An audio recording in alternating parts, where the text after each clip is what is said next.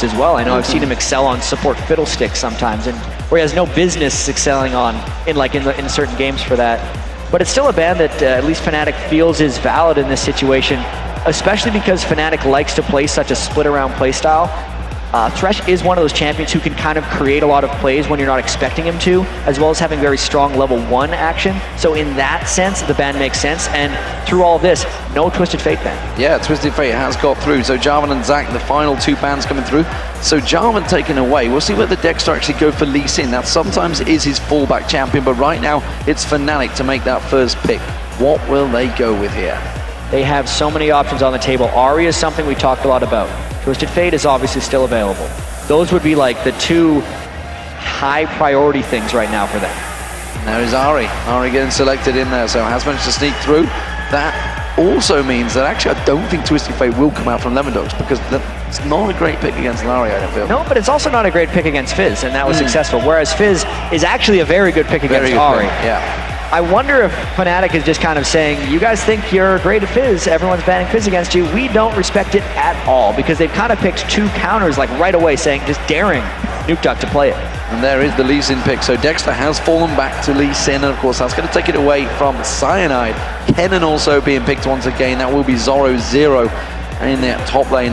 Or will it be? It could be NukeDuck. We've seen a lot of, it's funny, we saw a lot, like Kennen had completely moved to that mid lane for a while, and now he's back in the top. May as well just stroll on up there. I think it's just because there's been so many kind of tank melees that have became up top lane. Kennen can then survive again up there strongly. For a while, we were seeing a lot more Rise in the top lane, which wasn't necessarily what Kennen wanted to play against. And Aatrox, that's such a, I feel like it's a European thing right now. I've had so many people from other regions saying, why is all of Europe just playing Aatrox? But to be honest, you look at Aatrox in the EG Gambit game, everyone that had Aatrox won. Huge impact in a lot of these games so far for these guys. The way they're using specifically his passive to just really screw with people, every time it seems to be up, and it's on a pretty long cooldown. I think it's 4 to 4.5 minutes. It seems to always be up when these guys are playing it, because their timing there initiates very well around it. And it's generally been the fallback champion. Cyanide played it a number of times during the Super Week. Zyra also getting picked out by their Yellowstar. We could see Ashe to follow that Zyra-Ashe combo they used in the last match and has been used to great success all across the world. Twisted Fate was locked in, so NukeDuck thought, you know what, I am going to use Twisted Fate, you're not going to take it, we're going to make use of it. And Lulu being picked as a support by Mythic. I'm a little excited to see NukeDuck's take on Twisted Fate now, right after Soaz had such a good game on it. I almost feel like he's kind of throwing down the gauntlet by picking Twisted Fate at this point, since he knows it's a tough game for him against Ahri, and it's really just his turn to show off. It's interesting that they've used the AD carry as their last pick, which we're pretty sure will be Caitlyn. I think they knew that was going to happen, so I mean, they kind of showed their hand with Twisted Fate very earlier there. They could have left it as their last pick. Again, there's going to be, again, Soaz on Yorick. He liked the matchup last game against Kennen. He's confident doing this one again. And if it's going to be anything like last match, he's just going to be cloning Cyanide and giving Aatrox a third life occasionally, which can make him a little bit more effective for sustaining in team fights. Let's keep him alive that little bit longer. This is a switch up though. Looks like LemonDogs again. You know what? The Sona lane didn't work out too great with the Caitlyn Sona lane, despite the fact they had a pretty good CS advantage for a very decent portion of that lane phase. Yeah. Looks like they're going to choose to go across towards Tabs. Tabs and Mithy going to go towards Twitch and Lulu. We're seeing Mithy on the screen right now, just waiting for the final decision from his team. He is a big talker in that team.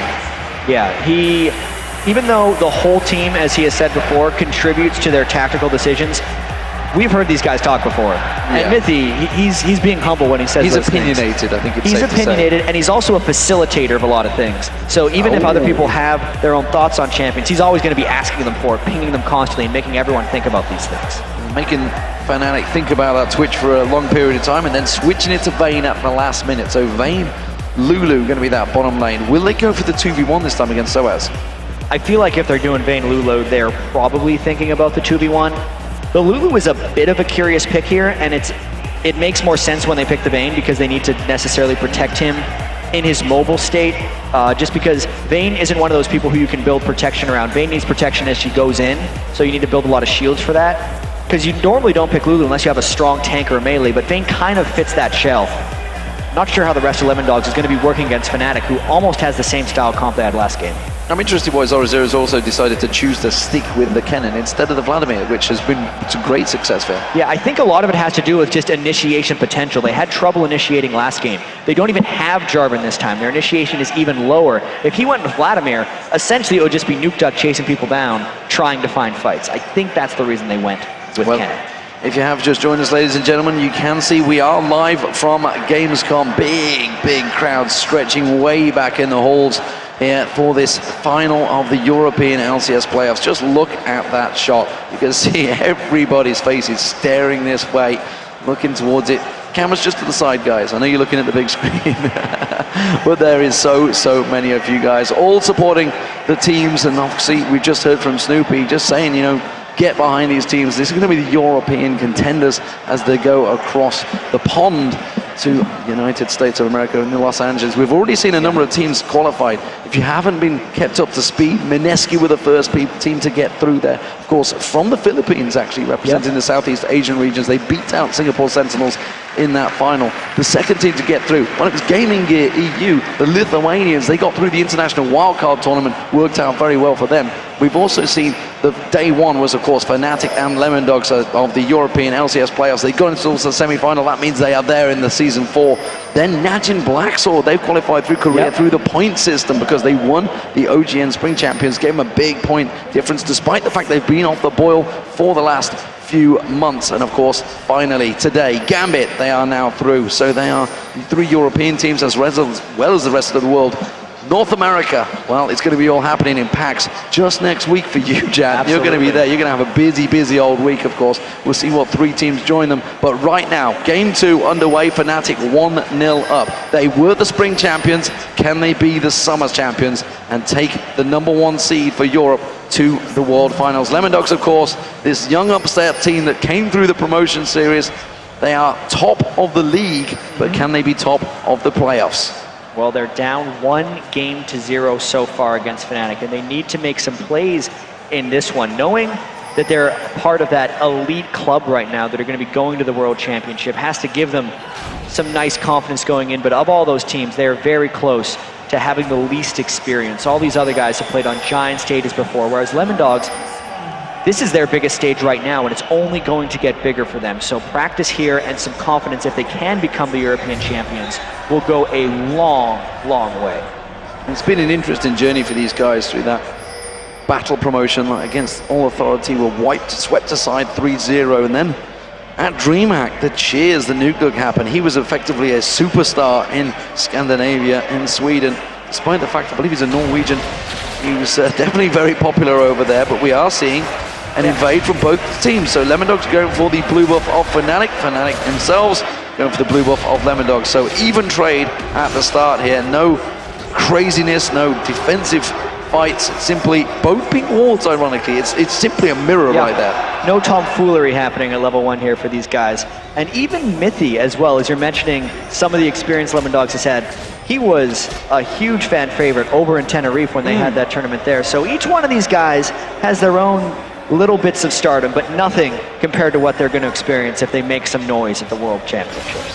So, as it is, despite the fact they've been voted out 23 of the 28 matches they played, they didn't get voted in. So far, Fnatic were, what, 63% favorites in this one. They are 1-0 up, so maybe the fans are going to be correct for this time around. We'll see if that works out for them. LemonDogs, though, looking to go for an invade in the top lane. Dexter with these double buffs on Lee Sin going in. And it's a level 1 Soaz right now. We saw a backfired 3v1 dive in the Gambit game where Darian was able to hold off, and this could be a very aggressive dive. He has hit level 2, but if Tabs gets any type of stun into Dexter, it could work, but they have to go fast because Cyanide is closing in behind them. Yeah, the last minion is about to go down. We see the giant wave coming in. Cyanide will close the gap, though. Dark Path will be available. Condemn Soaz onto wall, but look at Cyanide. The moment he shows up, they all back away from this one, and they're putting good damage down towards Dexter. Has to force the flash away. Cyanide's going to flash and follow. He may be able to get first blood here. No, the E doesn't land. They switch back towards Mithy. Dark Path will be back available, but Cyanide's now taking low. Remember, he's passive. He's going to get popped.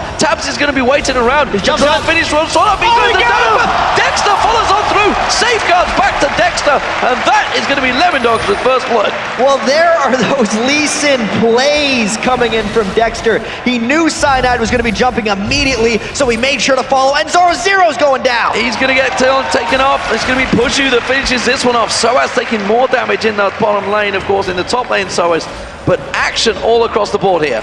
Yeah, and check out that Q spinning around to go around the corner and finish off Cyanide. That is cool looking, is all I have to say.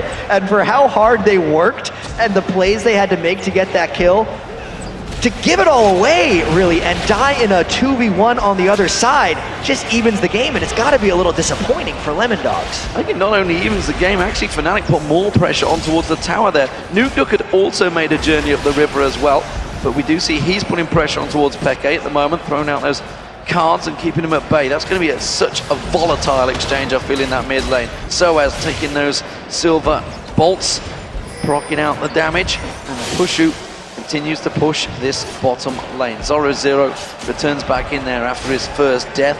Does manage to go back. Only got himself a singular ward because, simply put, the two top laners have been punished heavily at the start of this game.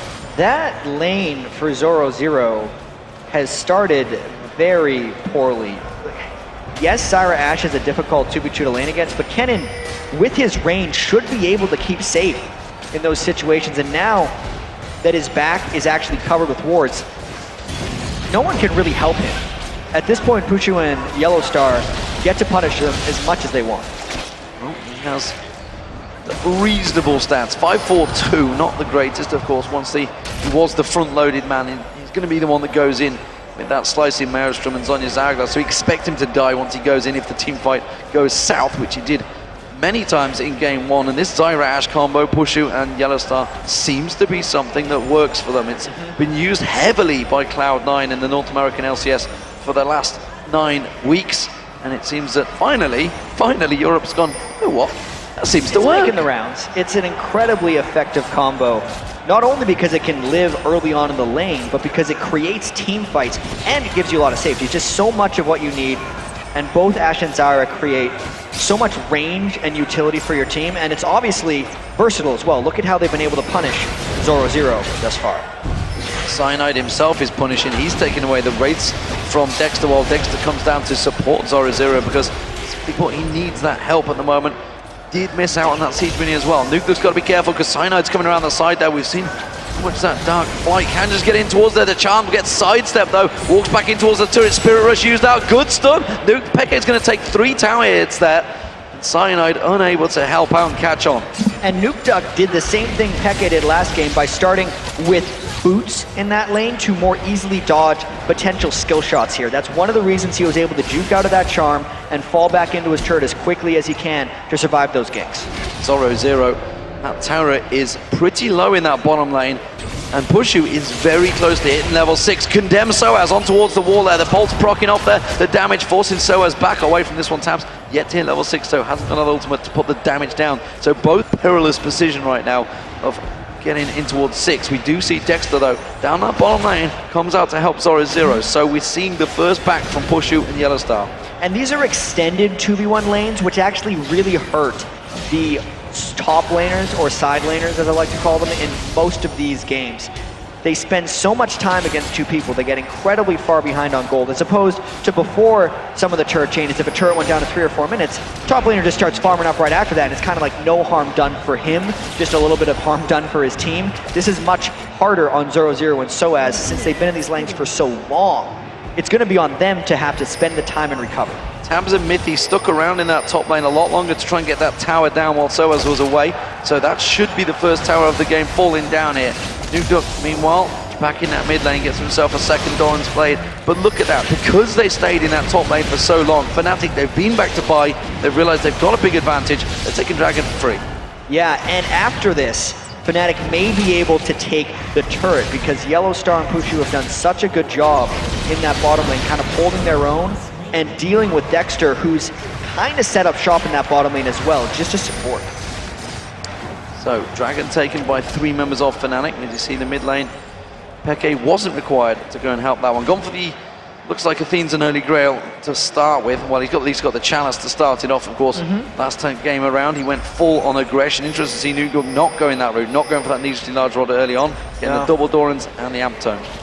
It's a little interesting. He can still just build that into a Sheen and go kind of the same build that Peke did in the last game. He just didn't have the gold breakpoint that Peke did previously to go for that item. And Peke, you know, he's got a lot of jumps up right now. So this gank by 0-0 would have to basically come in after Peke goes aggressive. Yeah, I think he was actually trying to bait 0-0 to come in there, using the charm on the Siegeman. He's like, I haven't got my charm anymore. I'm a vulnerable target. What are you going to do? You could come and get me. I only have 3 dashes and a flash. Only got all the aggression to turn this one around. Peke, by the way, we didn't mention that has got teleport, so he's going to be trying to keep track of Nugug, or go for the back door, of course. But the pressure down this bottom lane is where their action is. Tabs is going to get locked up. The plant's catching on. The barrier being used up. The good Stranglethorns comes out, tries to turn this one around. He's going to get away. No, he's not. Yellowstar flashes in. Pays through with his life, but a support and maybe another kill. The passive comes out. Yellowstar slaps him down, but trading that back in there. Pushu got took out as well. It was a double kill, both bottom lanes. Dexter having to use the kick to keep Cyanide away and flashes off. So the supports traded double kills with each other, of all things. At least the AD carries got the assist, so that means they should spend it on wards and then come back to lane like a regular support would. But man, that actually went and showed a couple things. A, the power of the Ashe Zyra lane, being able to lock down tabs, but also why they brought Lulu with Vayne. Let's actually just take a look at this one more time, because it was an arrow into a Stranglethorns, but Tabs actually tries to turn around and goes aggressive because of Mithy's stuff. More action happening up top. Dexter going to get taken down. The Ignite from Soaz doing work there, and actually 2 red buffs you can see from Cyanide and Soaz. That was a hard, long work to kill to take Dexter down. They've been chasing him for some time, so no surprise he gets on there. 0-0 taken very low. He's not going to be able to defend this turret here. He's got to be extremely careful. The double buff Soaz actually hasn't even shopped yet. Can't chase him very quickly, but they're able to deny him off the turret, and with that giant wave, unless Nuke Duck goes up there to hold, which would be dangerous in himself, they're going to lose another turret. So this lane combo, LemonDogs initiated the switch, of course. Tabs and Mithy went in that top lane. Pushu condemned away from the damage this time around. They forced it up. They needed Vayne in that separate lane, but it has punished 0-0. He's way behind in CS on Soaz, and as you said, Soaz hadn't even been back to chop yet. He was happy to just sit there against Mithy and Tabs and just farm up. And if we remember the very start of the game where 0-0 died in that 1v2, even though they were both in a similar lane situation, 0-0 was definitely behind in experience, even if it didn't show in farm. So once he rolled up there, you can see it really displayed even stronger now. Soaz is level 9, 0-0 is just now level 6, probably going to hit 7 off that giant wave. It's another reason he fell so far behind with that initiated lane swap. So it also means Tabs is going to have a lot of pressure on him from the late game to carry through this one on that Vayne. It is possible with a Vayne, of course, even against an Ashe. And Ashe is all about the initiation, but Peke, I feel, will be targeting Tabs pretty heavily. That may give Nugug the time and the freedom, though, when the team fights happen. Yeah, the team fights in this game are going to be very, very skill intensive in a sense, because Tabs is going to want to be kind of trying to slip past Peke.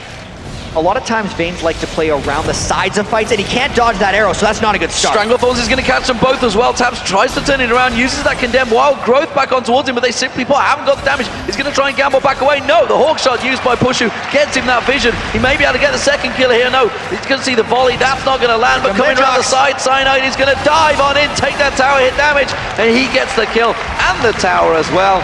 Fnatic in control of that bottom lane.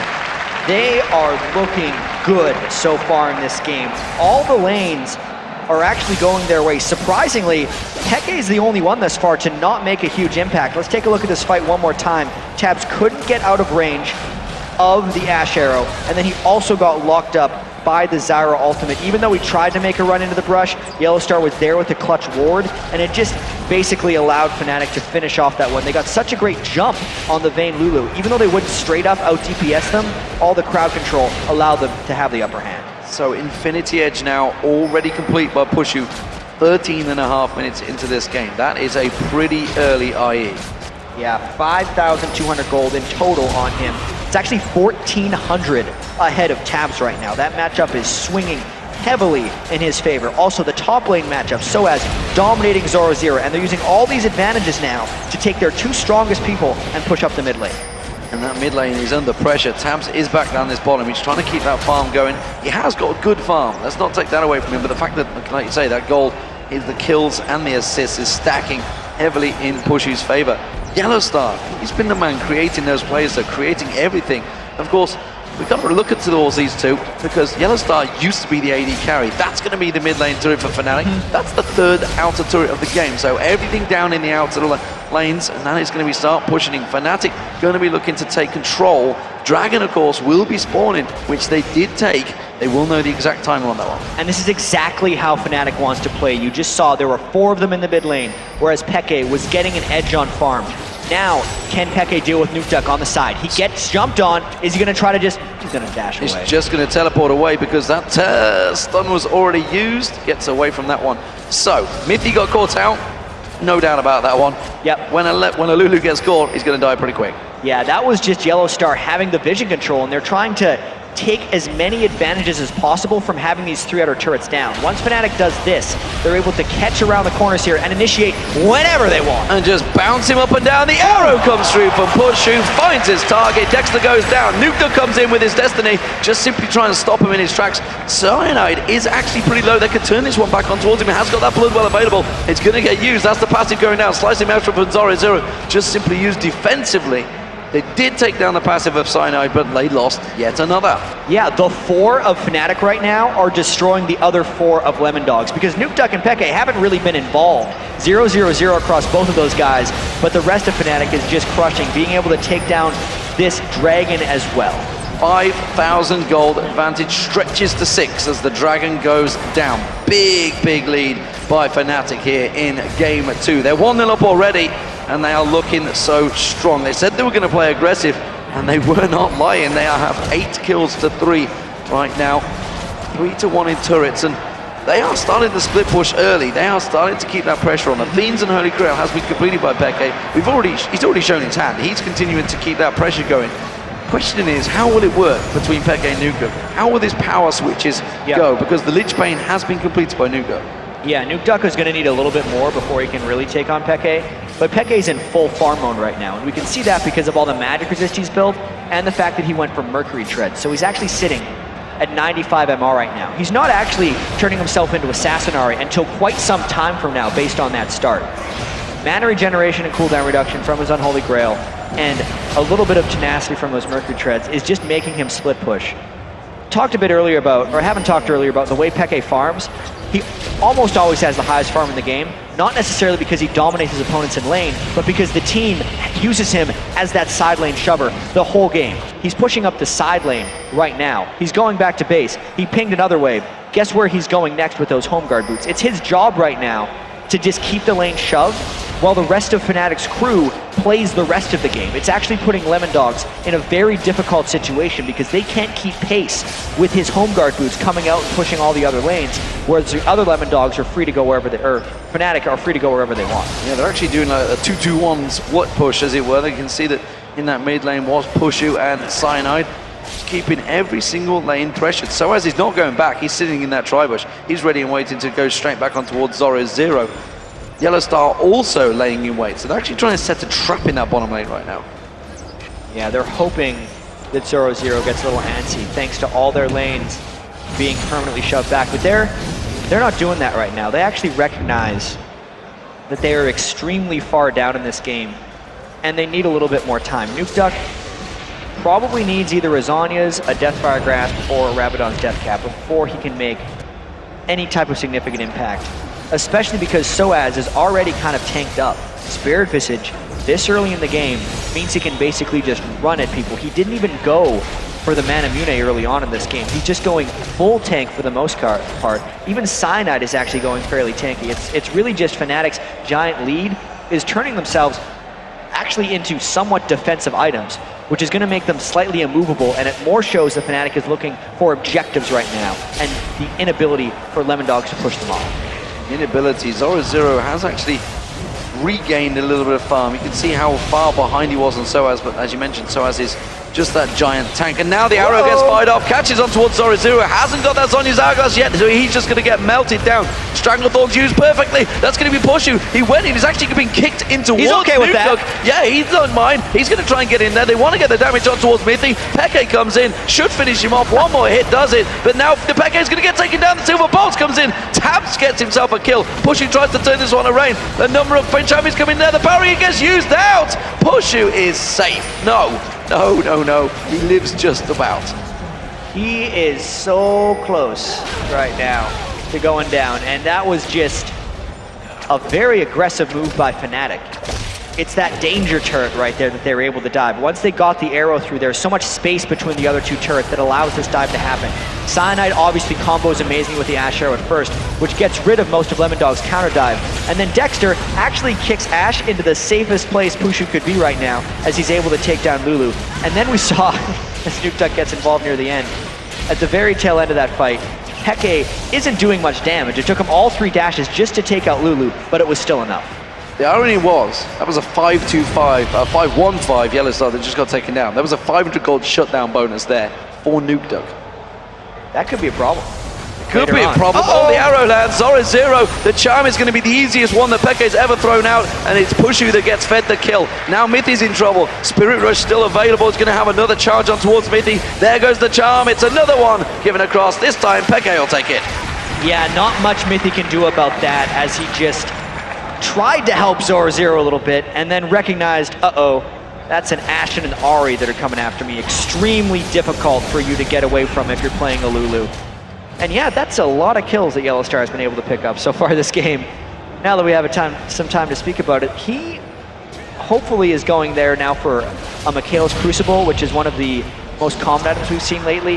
That'll potentially save Ashe, or most likely Ashe, if Nukeduck decides to try and assassinate or at least get on him later in the game. As soon as that stun card lands, he'd be able to clear the stun off of Pushu for him to allow him to just fight back and kill Nukeduck. We talked about the advantage that Pushu had gained over Tabs. He's now got a full item ahead. Sonic Shift completed, and that was before the fight, so I feel like he's going to have quite a bit of gold stacking up right now. Peke's continuing that split push out there. Look at that gold difference. Holy moly. 2,500 gold split between the AD carries. That is not what you'd like to see. The jungler, in fact, Cyanide's got 1,000 gold over Dexter. These are big-time gold totals, and we got a 6,200, 300 gold support, by the way. He was about 1,600 more gold than Zoro. Gary Zara. But really, he's got almost as much gold as Soaz. Yeah, that's a lot of money right there. But then look at Nukeduck, actually, who's the only one keeping up in gold. He's gotten 888 gold from his loaded dice passive, which is really the only reason Nukeduck seems like he's keeping pace with Xpeke right now. LemonDogs needs a lot of help in this game because Fnatic is beating them much worse than they did in Game 1, where Fnatic had a fair bit of control. Remember, this is for a seeding in the World Championships. Those group stages, it's going to be a double round robin. It is going to be a torrid time for these teams. And remember, Europe, they don't get that bye. They don't get that push through just because, ironically, of the performance they had at the Wildstars, which none of these players unfortunately took part in. It was Soaz was in there. Yes, Soaz did actually. And of course, well, he's the 1v1 champion of the world for how much that tournament actually meant to him. But Peke, he steals away that blue buff. The Dragon was also picked up by Fnatic. That's the third one of the game for them. And it also stretches that gold lead to just around about 8,000 right now. They are continuing their split push, but look at the bottom, top. There's a chance that we're going to see some action here. Again, Peke's going off to deal with Tabs, but Fnatic has been willing to dive before. That was when they had Peke with them, so there's a chance that Peke's going to push off Vayne and then maybe try and teleport in about 20 seconds or so. We have to see if that sets up. He clears out the wave. Tabs has ran a mile. They're not going to close the gap down. Tabs is sticking around. Sticking around because I reckon he thought Peke was probably going to do exactly what you just said, and instead he waits around. He's not going to back off because he feels, obviously the calls come out from the team, the LemonDogs, we can hold this wave. You can see the wildcards, they're doing good wave clear. Zoro with those Shurikens trying to catch out. Dexter, Nuke they getting caught him! in. They've got it in. They're just going to melt him down. Hasn't got that Zhonya's hourglass, so he just gets dropped. That slicing Maelstrom. Cyanide does get knocked in towards the turret, but it's only going to pop his passive. I don't believe it's going to be enough to finish it off. The teleport comes in. Peke joins the party, and now it is going to be LemonDogs that get melted. Dexter with nothing. Tabs comes in. He's desperately trying to keep them away. Peke smells a juicy target, doesn't manage to land the charm. Still a 3-for-1 for Fnatic, and they land one thing. It's all they need for everyone else to just pile on. They got the grasping roots on a Nuke Duck to the arrow, and that just initiated the dive. And can they ever dive well? Amazing, amazing stuff. So it was a 3-for-1 after all. It was Yellowstar that did get taken down. Peke going to scratch in his head. Let's look at this again. Yeah, of course, root to arrow to knock up, and it ended up getting Dexter as well because he ended up trying to shield in to help. It meant the Lulu wall didn't necessarily have a priority. And then look at Peke just flying in there. Just dash as soon as his teleport goes off. Gets a quick double kill. He's got his DFG now, by the way, so his damage is starting to ramp up, and his farm is there as well. And Nuke Duck, meanwhile, he's desperately trying to get that second item in there. Rabadon's death cap, it seems, rather than the Zhonya's hourglass, which would have saved his life, and all of the heartache for the LemonDog fans there, as the Fnatic seem to be pushing on through. Big gold differences right now. It is 9,500 gold, 5-1 in turret, 16-6. And now in the top lane, Nuke Duck is going to get away with that destiny. And you saw a lot of bad guys coming for him right there. And luckily for him, the first bad guy was York, who was not able to interrupt him. But this is another solid game. Soaz has played on York, by the way. Taps is playing a dangerous game in his bottom lane. He's feeling confident against Peke. He's going for it. The charm lands in there. He does manage to get the damage down. Taps tries to turn it back on towards him. And Peke forced the flash away there from Taps' vein. It's because Peke's went with such an MR-heavy build, Tabs can actually attack him fairly strongly. But that also leaves them open. Again, this four-man squad of Fnatic has done so well all game. Thought they were going to go with that Stranglethorns, but instead they're just poking around. Yeah, good Stranglethorns nevertheless. Just managed to pop all three members. Nuke Duck sneaking around the side, trying to get a poke in there. Zoro not feeling aggressive enough to get in and slicing Maelstrom across the team. It has gone horribly wrong for him the last few times. Last Whisper was picked up by Pushu, by the way. His item build continues to be miles ahead of Tabs, which is why we're seeing Tabs just farming, desperately trying to play the catch-up game. He's got the same CS, but obviously in kills, not even close. That is going to be Tabs to pick it up a kill, though, on Yellowstar. Yeah, Yellowstar has been dying a lot recently. He got a little greedy, I think, with his 5-kill start, and now he's just being the one with the Oracles trying to clear around, but I don't think the team is spotting him very well. Soaz probably needs to be leading the way if they're going within LemonDogs' jungle, especially with a Vayne on the loose. So they have to be a little more cautious as this moves on. Let's actually check out how he just gets caught. Nuke Duck and Vayne just found him as he was trying to clear a ward. Simple as that. Straight up stun card, and we saw the Nuke Duck was hanging around that side there. That was maybe a lack of ward coverage, which potentially Yellowstar was probably trying to do. It's just got caught out. Tabs, though, continuing to try and keep up. He's actually come for that Negatron Cloak, realizing that he is probably going to be fighting Peke in split lanes. And Peke is now just trying to go for the full damage build. He's going to have to find a way to deal with Tabs, actually. Because Peke can shove faster than Tabs can, but if Tabs outduels Peke, it's going to really mess up the plans of Fnatic's four-man team that they like to roam with. Even though I actually feel like Fnatic's at a point right now where they can just 5-man group and go for it. Certainly could. Pushu up 5-1-8 has a massive amount of damage, attack speed. Everything that could land will hurt. Tabs is going to have a problem closing that gap. Pushu again starts to put damage on towards that tower. The charm did find on towards Tabs and actually pulled them heavily in towards them, but Pushu, he's just focused on doing the damage to the turret. That was so much damage from Nuke Duck just from one Q from Peke. It's sending him all the way back to base. And then he'll be back again real fast because he's TF with home guard boots. But it still means they have to be scared of the damage potential of Fnatic. We've seen if they land one Grasping Roots, maybe even a charm in the right spot, they can just combo. It's all about getting it on the right target for them before they go in. There's another charm and an arrow. That's going to be Nuke surely going down. Safeguard comes out from Dexter. Dexter feeling the full effect though, and just gets dropped. Nuke has to run there. He's taken down. That's going to be a double. We see Peke taking down Tabs. That's both damage dealers for LemonDogs. There's nothing they can do about this defense now. And that is just Fnatic grouping up as 5 because they sensed how strong they were and waiting for the catch. They got it. It gave them 2 kills plus the inhibitor. They try to engage on Surrender. Dexter. It is going to be a surrender from the LemonDogs. Wow, that is going to be Fnatic in full control. 2-0 up. They are 1 game away from being the Summer Split champions, the playoff champions, and of course, more importantly, the #1 seed for Europe going into the World Championships.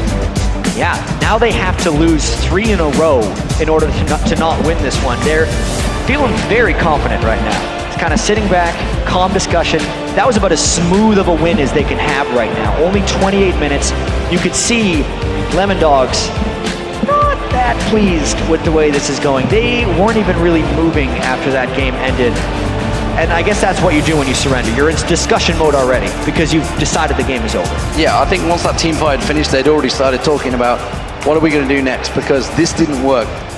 We said at the start they were kind of baiting in towards that Twisted Fate. They banned out Ari a number of times. This time they let it through, and Peke kind of proved this is a big deal, but yeah, it's more importantly, it was Yellowstar and Pushu in that bottom lane. I have to say, this, even though at the end Peke ended up with 6 kills, he basically just went even with Nuke right there. He stopped Nuke from being able to kind of take over Twisted Fate, which was nice, but it was the other 4 people of Fnatic who generally don't get that much credit because it's usually all about Peke, who were making everything happen. Yellowstar would land a root.